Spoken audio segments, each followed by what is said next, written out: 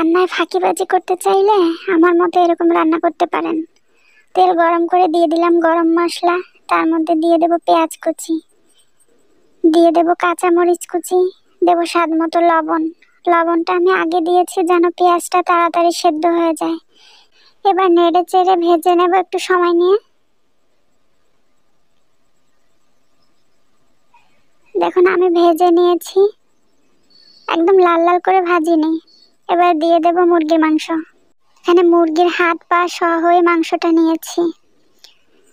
এবার এই মাংসটা পেঁয়াজের সাথে একটু ভেজে নেব, যেহেতু বেবি চিকেন তাই একটু ভেজে নেব আমি হালকা করে। এবার দিয়ে দেব বাটা মশলা। আমি সব রকমের মশলা একসাথে বেটে নিয়েছি।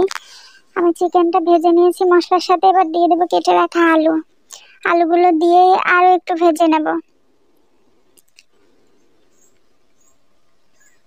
আমি উল্টে পাল্টে ভেজে নিয়েছি খুব সুন্দর করে।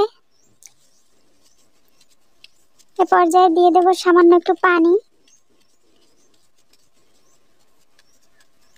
একটু মিশিয়ে নিচ্ছি।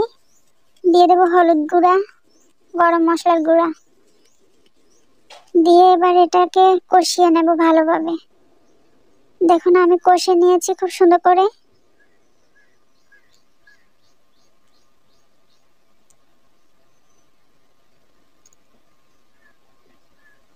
দেখুন কষাতে কষাতে 70% সেদ্ধ হয়ে গেছে। এবার সামান্য একটু পানি দিয়ে দেব।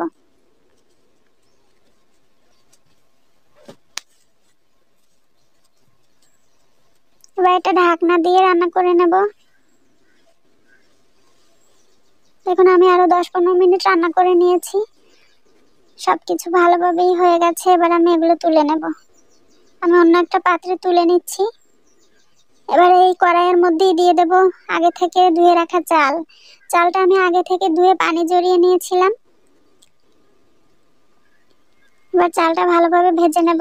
সুগন্ধির জন্য একটা পাতা ছিঁড়ে দিয়ে দিলাম, এটাকে আমরা পায়েস পাতা বলে থাকি।